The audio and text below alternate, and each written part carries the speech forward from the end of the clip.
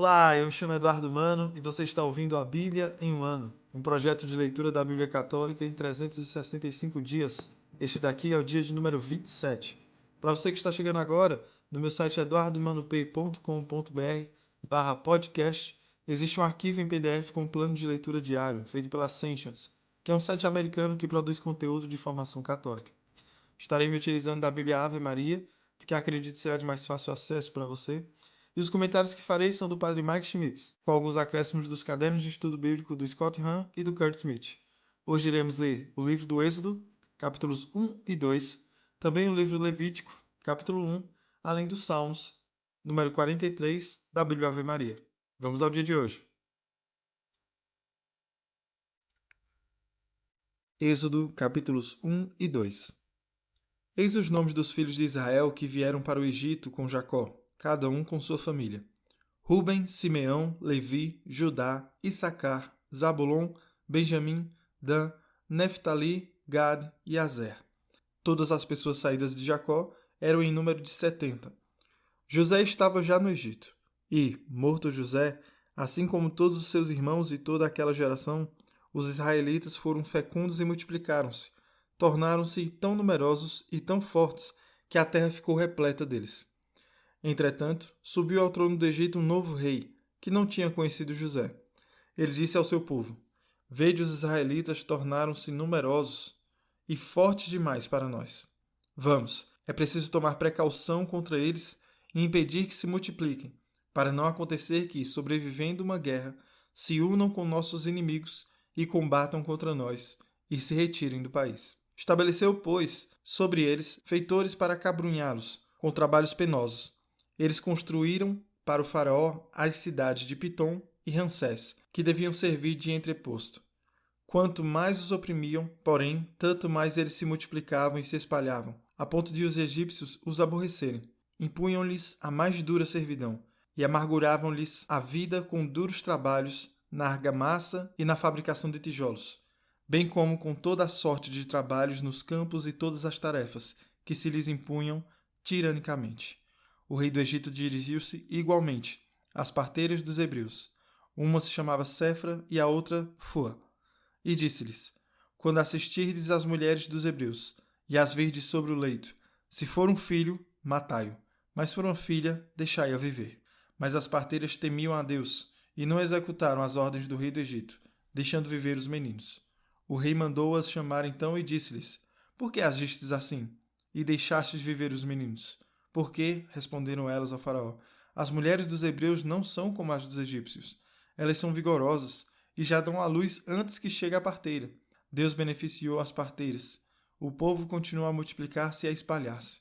Porque elas haviam temido a Deus, ele fez prosperar suas famílias. Então o faraó deu esta ordem a todo o seu povo: Todo menino que nascer, vós o atirareis ao Nilo. Deixareis, porém, viver todas as meninas. Um homem da casa de Levi tinha tomado por mulher uma filha de Levi, que concebeu e deu à luz um filho.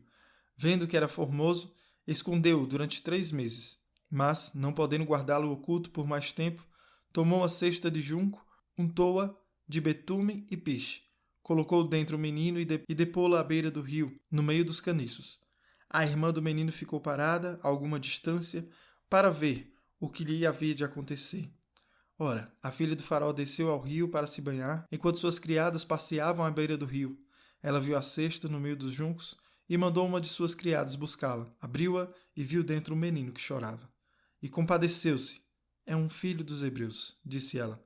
Veio então a irmã do menino e disse à filha do faraó: Queres que vá procurar entre as mulheres dos hebreus uma ama de leite para amamentar o menino? Sim, disse a filha do faraó. E a moça correu a buscar a mãe do menino. Toma este menino, disse-lhe a filha do faraó. Amamenta-o, te darei o teu salário. A mulher tomou o menino e o amamentou. Quando o menino cresceu, ela o conduziu à filha do faraó, que o adotou como seu filho, e deu-lhe o nome de Moisés, porque, disse ela, eu o salvei das águas. Moisés cresceu. Um dia em que saíra, por acaso, para ir ter com seus irmãos, foi testemunha de seus duros trabalhos, e viu um egípcio ferindo o hebreu dentre seus irmãos. Moisés, voltando-se para um e outro lado, e vendo que não havia ali ninguém, matou o egípcio e ocultou-o na areia. Saindo de novo no dia seguinte, viu 2 hebreus que estavam brigando. E disse ao culpado: Por que feres o teu companheiro? Mas o homem respondeu-lhe: Quem te constituiu chefe e juiz sobre nós? Queres porventura matar-me como mataste o egípcio? Moisés teve medo e pensou: Certamente a coisa já é conhecida. O faraó, sabendo do ocorrido, procurou matar Moisés, mas este fugiu para longe do faraó. Retirou-se para a terra de Madiã e sentou-se junto de um poço. Ora, as 7 filhas do sacerdote de Madiã vieram tirar água do poço e encher as gamelas para dar de beber às ovelhas de seu pai. Sobrevindo então alguns pastores, as expulsavam.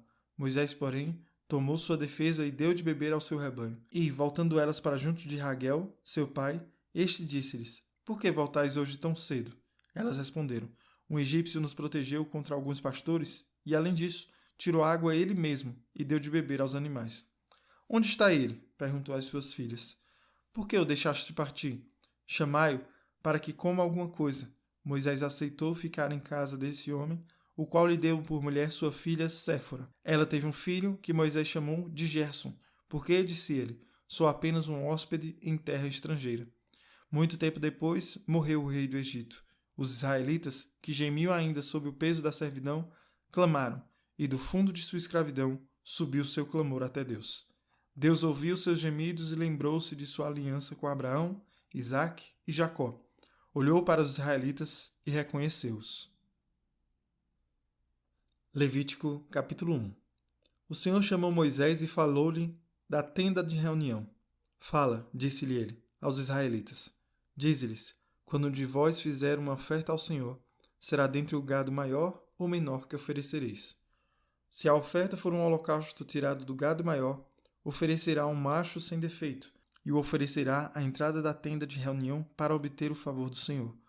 Porá a mão sobre a cabeça da vítima, que será aceita em seu favor, para lhe servir de expiação. Matará o novilho diante do Senhor. Os sacerdotes, filhos de Arão, oferecerão o sangue e o derramarão ao redor sobre o altar que está à entrada da tenda de reunião. Tirará a pele da vítima e esta será cortada em pedaços. Os filhos do sacerdote Arão porão fogo no altar e empilharão a lenha sobre ele, dispondo em seguida, por cima da lenha, os pedaços, a cabeça e a gordura. Lavarão com água as entranhas e as pernas, e o sacerdote queimará tudo sobre o altar. Esse é um holocausto, um sacrifício consumido pelo fogo, de odor agradável ao Senhor. Se a sua oferta for um holocausto tirado do gado menor, dos cordeiros ou das cabras, oferecerá o macho sem defeito.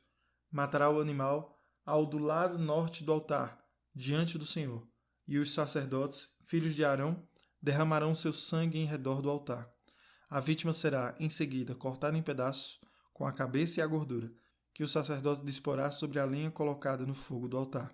As entranhas e as pernas serão lavadas com água, e em seguida o sacerdote oferecerá tudo isso, queimando-o no altar. Esse é um holocausto, um sacrifício consumido pelo fogo, de odor agradável ao Senhor. Se a sua oferta ao Senhor for um holocausto tirado dentre as aves, oferecerá rolas ou pombinhos. O sacerdote porá a árvore sobre o altar, lhe destroncará a cabeça e a queimará no altar, depois de haver espremido seu sangue contra a parede do altar. Tirará o papo com as penas e os jogará perto do altar, para o oriente, no lugar onde se põem as cinzas. Abrirá em seguida a ave à altura das asas, sem as desprender, e a queimará no altar, em cima da lenha que está no fogo. Esse é um holocausto, um sacrifício consumido pelo fogo, de odor agradável ao Senhor. Salmo 43. Ao mestre de canto, hino dos filhos de Coré. Ó Deus, ouvimos com nossos próprios ouvidos, nossos pais nos contaram a obra que fizestes em seus dias, nos tempos de antanho. Para implantá-los, expulsastes com as vossas mãos nações pagãs, para lhes dardes lugar, abatestes povos. Com efeito, não foi com sua espada que conquistaram essa terra, nem foi seu braço que os salvou, mas foi vossa mão, vosso braço. Foi o resplendor de vossa face, porque os amastes. Meu Deus, vós sois o meu rei, vós que destes as vitórias a Jacó. Por vossa graça repelimos os nossos inimigos, em vosso nome esmagamos nossos adversários. Não foi em meu arco que pus minha confiança, nem foi minha espada que me salvou, mas fostes vós que nos livrastes de todos os inimigos, e confundistes os que nos odiavam. Era em Deus que em todo o tempo nos gloriávamos, e seu nome sempre celebrávamos. Agora, porém, Nos rejeitais e confundis, e já não ides à frente de nossos exércitos. Vós nos fizestes recuar diante do inimigo, e os que nos odiavam pilharam nossos bens. Entregaste-nos como ovelhas para o corte, e nos dispersastes entre os pagãos. Vendestes vosso povo por um preço vil, e pouco lucrastes com esta venda. Fizeste-nos o opróbrio de nossos vizinhos, desprezo e zombaria daqueles que nos cercam. Fizestes de nós a sátira das nações pagãs, e os povos nos escarnecem à nossa vista. Continuamente estou envergonhado, a confusão cobre minha face, por causa dos insultos e ultrajes de um inimigo cheio de rancor. E, apesar de todos esses males que nos sobrevieram, não vos esquecemos, nem traímos a vossa aliança. Nosso coração não se desviou de vós, nem nossos passos se apartaram de vossos caminhos, para que nos esmagueis no lugar da aflição e nos envolvais de trevas. Se houvéramos olvidado o nome de nosso Deus e estendido as mãos a um Deus estranho, porventura Deus não o teria percebido? Ele que conhece os segredos do coração? Mas por vossa causa somos entregues à morte todos os dias, e tratados como ovelhas de matadouro. Acordai, Senhor. Por que dormis? Despertai. Não nos rejeiteis continuamente. Por que ocultais a vossa face e esqueceis nossas misérias e opressões? Nossa alma está prostrada até o pó, e colado no solo nosso corpo. Levantai-vos em nosso socorro e livrai-nos pela vossa misericórdia. Muito bem, chegamos então ao livro do Êxodo, que não é somente uma página de distância do Gênesis, mas cerca de 300 a 400 anos de diferença da história contida no final do Gênesis para o início do Êxodo. Aqui está o povo de Deus, que foi resgatado da fome através de José, mas, como diz a leitura, surgiu um faraó que não conheceu a José. E o povo de Israel foi abençoado, e é interessante esse aspecto porque nós percebemos eles escravos e estão tendo que seguir com vigor, mas ao mesmo tempo a palavra revela que Deus continua com eles, fazendo-os frutíferos, gerando muitos filhos, que eles se tornaram um povo vasto, mesmo no meio do povo do Egito. Isso é uma evidência de que, mesmo enquanto eles estavam sendo tratados como escravos, Deus estava com eles, da mesma forma que ele estava com José, quando ele foi rejeitado, da mesma forma que ele estava com Jó, enquanto ele sofria. E vemos como Deus traça todo este caminho de encontro para com o povo, a persistência de ele encontrar o povo, mantendo o povo sendo numeroso e ao mesmo tempo cuidando deles mesmo em meio a todo o serviço que aquele povo deveria prestar. Vemos Moisés tendo que fugir porque matou um egípcio e tentou esconder o corpo, mas os judeus viram ele fazendo isso. Ele foge com medo porque o faraó também está à procura dele. E no poço, como vimos outros casais também, encontra-se com uma mulher. O pai dela, ao vê-la retornar rápido demais do poço, pergunta o que foi que aconteceu. Ela diz que houve uma ajuda, porque não era normal, devido aos outros pastores que as espantavam. E o pai chama Moisés para trabalhar com ele. Nós vamos ver em seguida que Moisés vai ajudar esse sogro no cuidado do pastoreio de suas ovelhas. E é dentro desse cuidado que o chamado de Deus vai ocorrer. No livro de Levítico, ouvimos os tipos de holocausto que são agradáveis a Deus. E há alguns pontos interessantes sobre isso. Padre Mike vai citar que isso relaciona com a nossa adoração dos dias de hoje. Há uma antiga aliança que estamos vendo se desdobrar em Levítico. E a primeira que acontece é o homem que traz o holocausto, seja o touro, a ovelha, o bode, o pássaro. E é um elemento onde ele participa trazendo o seu sacrifício e o animal é morto. E então o que acontece é que quando o animal é morto, o sacrifício não está finalizado, porque a vida está no sangue. Nós veremos isso também mais à frente. Mas enquanto o sangue é drenado, eles pegam o sangue e colocam no altar. Isso é um sinal de como se oferece não somente a morte do animal, mas o sacrifício do animal para o Senhor. E finalmente nesse tipo particular de sacrifício, onde nós vamos ouvir diferentes tipos mais adiante nos próximos dias, mas o holocausto em si é feito dessa forma, né? A morte do animal não é o fim, mas sim a drenagem de todo o seu sangue. Então os restos dos animais são colocados na lenha que está pegando fogo no altar e é queimado. Mas podemos ver uma conexão aqui que se trata da Santa Missa. Aqui nós temos a apresentação. Quando temos o momento da consagração, Jesus no sangue precioso, que é muito semelhante ao momento de apresentação desse Levítico, quando o animal é morto, mas quando o sangue é drenado no altar, é quando o sacrifício é oferecido a Deus. Então isso fica muito similar à missa no momento em que o padre diz: isto é o meu corpo, isto é o meu sangue, mas logo em seguida temos o por Cristo, com Cristo, em Cristo, a voz de Deus Pai Todo-Poderoso, na unidade do Espírito Santo, toda honra e toda glória, agora e para sempre.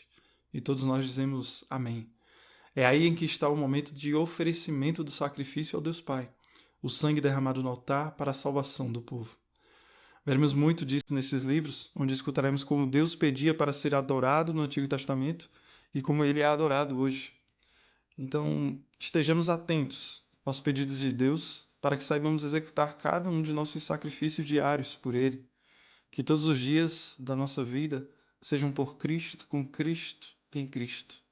Assim estaremos vivendo um sacrifício verdadeiramente agradável a Deus. Deus abençoe você e reze por mim. Até amanhã.